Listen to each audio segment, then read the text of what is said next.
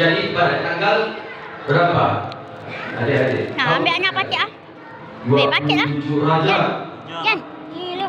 Isra wal Mi'raj dan baginda Nabi Muhammad Sallallahu Alaihi Wasallam. Tetapi momen itu masih kita peringati di bulan Sya'ban ini. Bulan Sya'ban ini juga merupakan ada satu momen yang sangat luar biasa.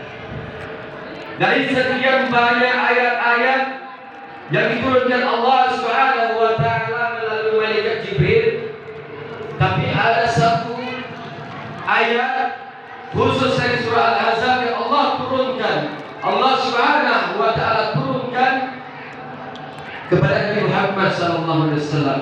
Apa itu ayatnya? Ya ayyuhalladzina amanu, ya ayyuhalladzina amanu,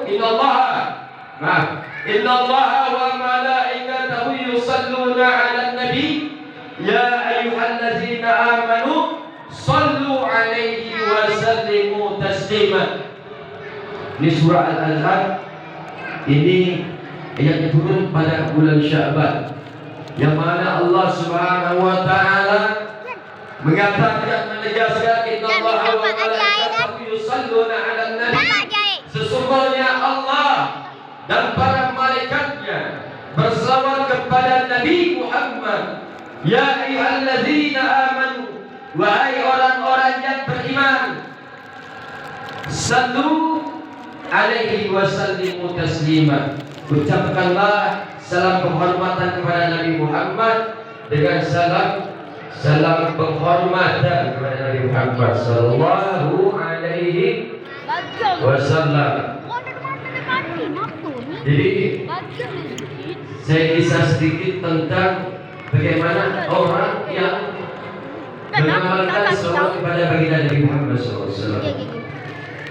Satu amalan yang mana ini salawat yang Allah perintahkan kewajiban lain, tapi Allah tidak melaksanakan. Kita tidak tahu Allah melaksanakan. Tapi ketika Allah perintahkan salawat, Allah tegaskan dulu bahwa Allah dan para malaikatnya bersalawat kepada Nabi Muhammad. Allah perintahkan kepada kita untuk bersalawat kepada Nabi Muhammad SAW. Satu kisah di zaman seorang imam ini, ada seorang pemuda dan ayahnya. Dia ini datang ke kota Mekah untuk melaksanakan tawaf.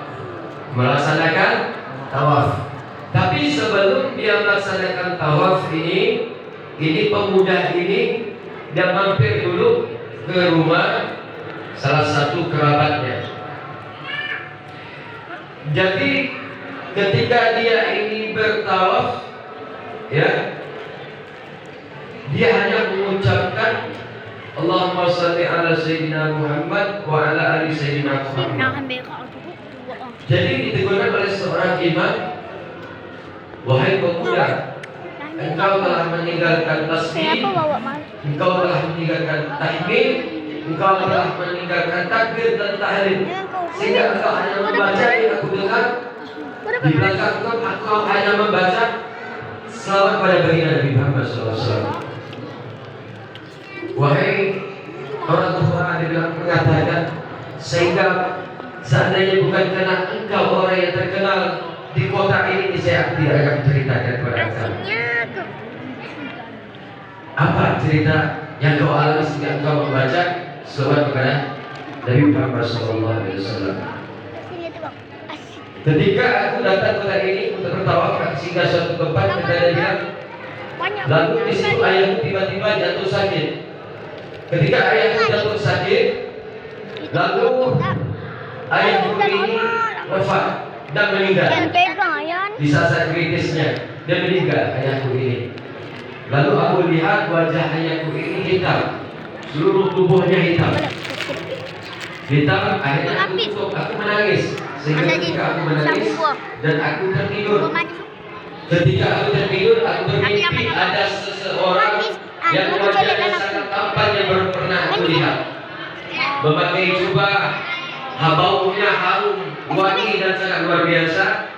Lalu membuka jasad ayahku, membuka penutup jasad ayahku, lalu mengusapkan di wajah ayahku seketika wajah ayahku menjadi putih. Ya. Lalu aku bertanya, siapa gerangan Anda?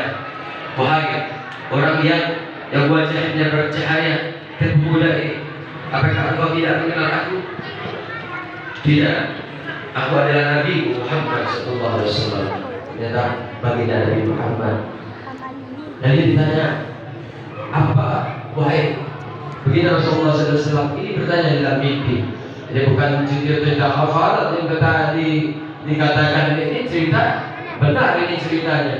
Jadi akhirnya itu di dalam kitab Jalan Menuju Akhirat, itu di dalam kitab karya karangan yang diterjemahkan oleh disusun oleh Al-Habib Zain bin Smith di Madinah yang sekarang ahli fikih dunia. Habib Zain bin Smith dan diterjemahkan juga oleh Habib Zainal bin Abu Ahmad Hasan Bahadur. Itu diceritakan kisah ini. Akhirnya ini dia bertanya, ya Rasulullah, kenapa yang menyebabkan wajah ayahmu menjadi hitam? Yang menyebabkan wajah ayahmu menjadi hitam adalah karena satu dosa yang dia lakukan, maka wajah ayahmu menjadi hitam. Tetapi semasa hidupnya ayahmu ini selalu berselawat kepada Rasulullah SAW, dan selawat yang diucapkannya terus sampai kepadaku, sehingga ketika dia mengalami masa-masa sulitnya di dalam kematiannya, aku hadir untuk menyelamatkan kata Rasulullah SAW. Maka akhirnya pemuda ini terbangun dari mimpinya, dibukanya penutup wajah ayahnya, ternyata wajah ayahnya kembali menjadi putih. Allahumma shalli ala sayyidina Muhammad, sallu ala Nabi Muhammad. Nah, ini yang mana selawat kepada baginda Nabi Muhammad SAW itu pasti akan diterima oleh Allah Subhanahu wa Ta'ala. Cuma kadarnya itu antara dengan arti yang hadir atau tidaknya hanya Allah yang maha mengetahui. Orang yang berselawat kepada baginda Nabi Muhammad SAW, walaupun dalam keadaan artinya enggak hadir, hanya dengan ketawa-ketawa asal lepas saja saya ucapkan. Kalau kita zikir Allah harus sinkron lisan sama hati kita. Tapi kalau selawat, andai kata dia tidak sinkron antara lisan sama hatinya, itu selawat tetap diterima, akan sampai, akan diterima oleh Allah Subhanahu wa Ta'ala. Satu selawat maka akan dibalas 10 selawat oleh Allah Subhanahu wa Ta'ala. Maka apalagi seorang yang berselawat kepada baginda Nabi Muhammad dengan hati yang hadir, maka balasan pahalanya hanya Allah Subhanahu wa Ta'ala yang maha kaya, yang tahu berapa balasan untuk yang orang yang berselawat kepada baginda Nabi Muhammad dengan hati yang hadir. Hadirin wal hadirat yang dirahmati Allah, momen Isra Mi'raj baginda Nabi Muhammad SAW juga tidak terlepas daripada momen perintahnya sholat 5 waktu sehari semalam. Betul. Ini pasti akan disampaikan oleh ustaz-ustaz tentang momen. Karena momen ini memang momen tidak bisa berubah-ubah. Momennya ini ketika Allah perintahkan zakat, Allah perintahkan haji, Allah perintahkan ibadah yang lain, itu semuanya melalui wahyu malaikat Jibril. Tetapi ketika Allah Subhanahu wa Ta'ala memerintahkan sholat, Allah utus malaikat Jibril untuk bawa Nabi Muhammad SAW, langsung perintah itu dari Allah Subhanahu wa Ta'ala. Yang mana ketika Nabi Muhammad SAW naik ke langit pertama ketemu dengan Nabi Adam, naik ke langit kedua ketemu dengan Nabi Isa dan Nabi Yahya, naik ke langit ketiga ketemu dengan Nabi Yusuf, terus naik lagi keempat ketemu dengan Nabi Idris, naik lagi langit kelima ketemu dengan Nabi Harun, naik ke langit ke-6 ketemu dengan Nabi Musa alaihissalam, lalu naik langit ke-7 ketemu dengan Nabi Ibrahim alaihissalam. Lalu ketika baginda Rasulullah SAW menerima perintah sholat langsung dari Allah Subhanahu wa Ta'ala, yang tadi jumlahnya 50 waktu, lalu baginda Rasulullah SAW kembali perjalanan pulang teman ketemu di langit, ketemu dengan Nabi Musa alaihissalam. Ya Muhammad, apa yang diperintahkan Allah Subhanahu wa taala ke atas engkau dan umatmu? Ke atasmu dan umatmu Allah perintahkan solat 50 waktu sehari semalam. Minta tu satu yang kaki ambil tu. Salah. Baik Muhammad, Kalau ambil satu. Umat aku ni besar-besar badannya, buat-buat, tahan banting, tak mampu, apa ke umat kau? Pergilah pergi kau minta, terus engkau minta pergi keringanan kepada Allah Subhanahu wa taala. Sampai akhirnya Rasulullah berbolak-balik akan 50 waktu sampai Imam 25, ya riwayat 25 sampai akhirnya 5. Begitu lagi kata Nabi Musa, umatku takkan mampu. 5 waktu sehari semalam pergi kau minta lagi keringanan kepada Allah Subhanahu wa taala. Ya. Ya ayat Nabi Muhammad, wahai Nabi Allah Musa, sesungguhnya aku malu terus meminta kepada Allah Subhanahu wa taala dan aku redha atas apa yang Allah tetapkan solat 5 waktu ini kepadaku dan kepada umatku. Hukum ini dan Allah bagi Rasulullah sallallahu alaihi wasallam meredai perintah solat ini yang tadinya 50 menjadi 5 waktu.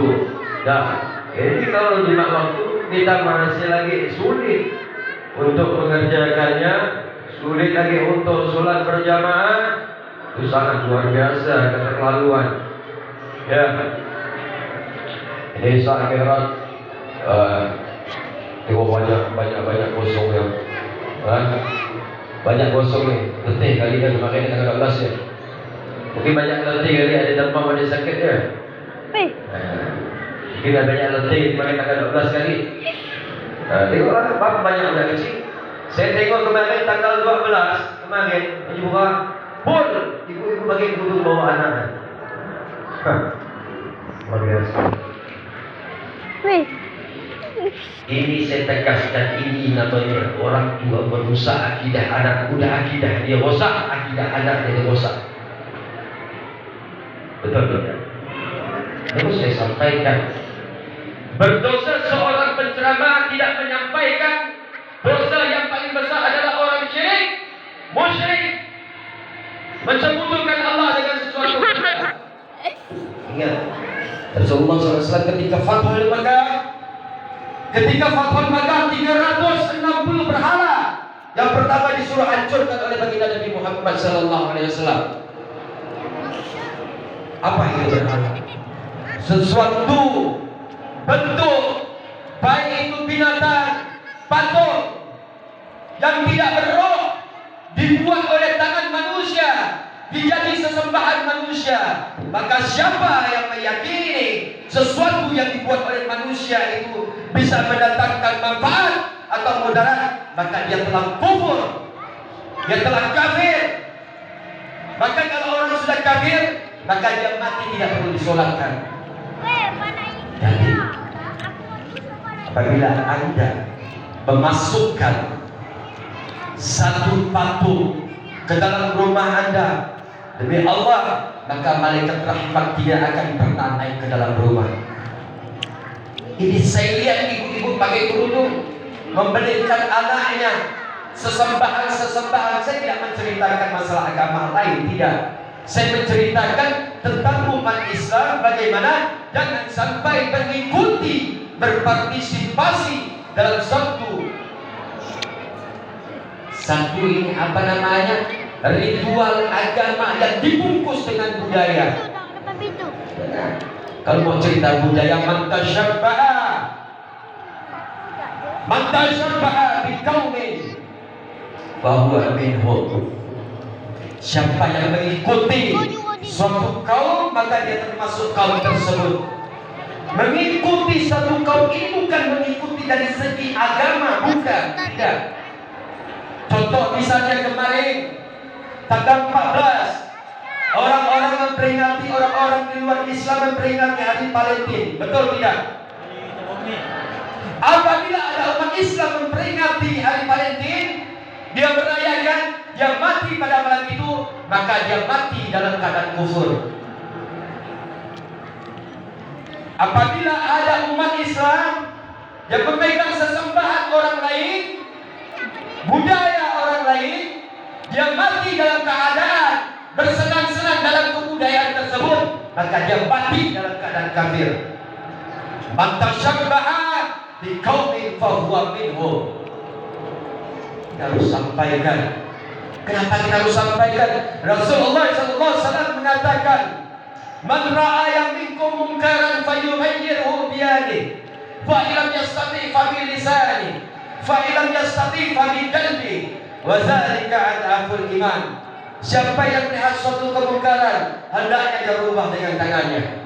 Jika dia tidak mampu, maka rubah dengan hatinya. Fa illam yastati, tak mampu lagi dengan hatinya, fa bi qalbi, ingkari dengan hati kalian. Wa dzalika adaful iman. Tapi itu adalah selemah-lemahnya iman. Walaupun itu imannya lemah, tapi kelak di akhirat Allah Subhanahu wa ta'ala akan menyaksikan bahwa hati Anda telah mengingkari kemungkaran tersebut. Tetapi ketika hati antum bergembira dengan sesuatu yang bertentangan, yang mensekutukan Allah, na'udzubillah min dzalik. Hati-hati. Hati-hati. Jangan sampai. Saya jelaskan.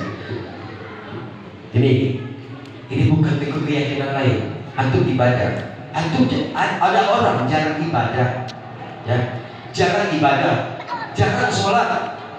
Tiba-tiba ada arisan keluarganya datang ke rumahnya. Kami mau numpang sholat. Ayo kita sholat. Kami numpang sholat. Dia nggak enak ini. Karena ini ada keluarganya datang sholat di rumahnya. Mau gak mau dia ikut sholat. Tapi habis itu dia gak sholat lagi. Ini orang sholat bukan karena Allah, tapi karena manusia. Maka sholatnya tidak terima oleh Allah Subhanahu wa ta'ala. Hati-hati. Banyak orang yang beribadah karena menuhankan dunia, menuhankan harta, beribadah menuhankan manusia, bukan ibadah ikhlas karena Allah Subhanahu wa ta'ala. Kalau orang ibadah ikhlas karena Allah Subhanahu wa ta'ala, tidak hanya dia harus Islam, ya, atau mukmin, dia harus ihsan. Maka ketika malaikat Jibril bertanya kepada Rasulullah SAW tentang ihsan, ya Muhammad akhbirni 'anil ihsan, wahai Muhammad beritahu aku tentang ihsan. Tentang ihsan itu apa? Anta illallaha ka'annaka tarahu fa in takun tarahu fa innahu yaraka. Engkau sembahlah Allah seolah-olah engkau melihatnya. Apabila engkau tidak melihat Allah, sesungguhnya Allah melihatmu. Ibadah agama kita Islam. Kalau ibadah apa lagi? Ikut mengikuti daripada keyakinan daripada agama lain. Na'udzubillah min dzalik. Udah biarkanlah orang-orang merayakan hari mereka, udah biarkan. Kita ada mata pandang saja, jangan kita ikut-ikutan. Ya, saya ingatkan, jangan kita ikut-ikutan.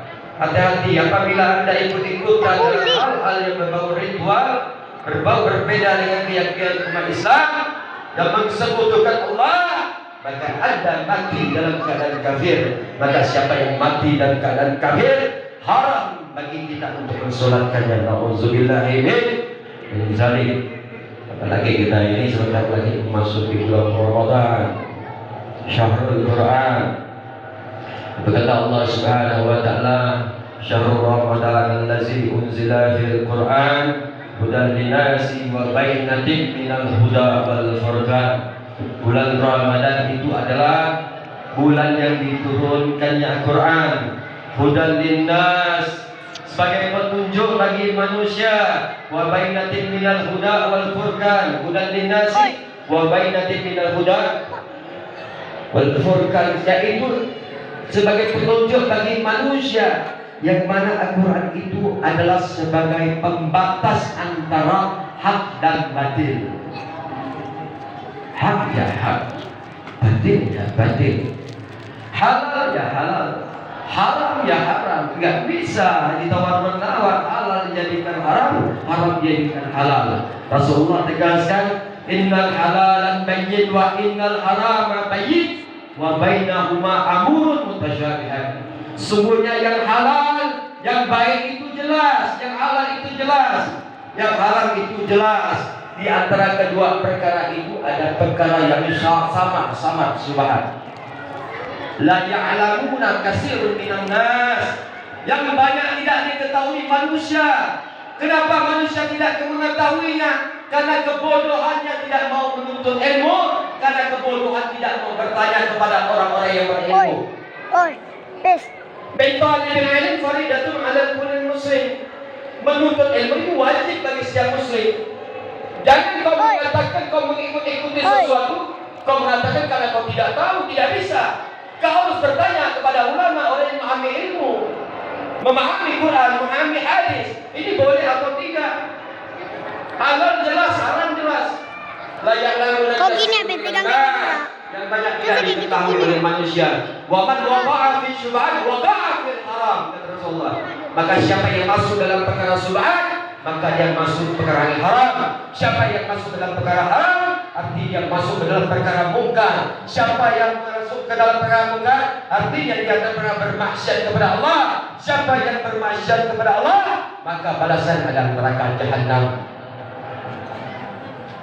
Ya ayyuhal insanu ma gharraka bi rabbikal karim. Apa kata Allah? Wahai manusia, apa yang menyebabkan engkau berbuat durhaka kepada Tuhanmu? Engkau minta rezeki maka dikasih oleh Allah Subhanahu wa taala. Engkau minta kesana Allah berikan. Engkau minta rezeki Allah berikan, Allah cukupkan. Tetapi kenapa kebanyakan manusia dia berbuat durhaka kepada Tuhannya? Allah katakan, ya ayyuhal insanu ma gharraka bi rabbikal karim. Wahai manusia, apa yang membuat engkau berbuat durhaka kepada Tuhanmu? Allazi khalaqaka fasawwaka fa'adalak, yang menciptakanmu sehingga menyempurnakan bentukmu. Kita makan rezeki dari Allah, tapi berbuat durhaka rezeki yang Allah berikan kita